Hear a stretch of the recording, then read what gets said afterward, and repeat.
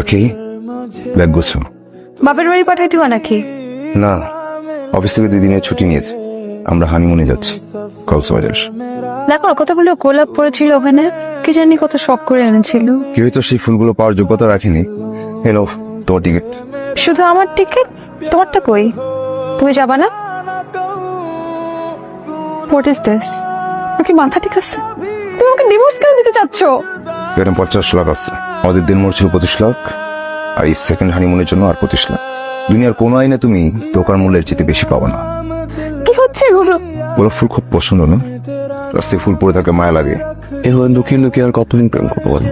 তোকে নিরিক্ষায় করতে চাই, বৃষ্টিতে হিঁচতে চাই। সবকিছু হবে, আর একটু ধৈর্য ধরো।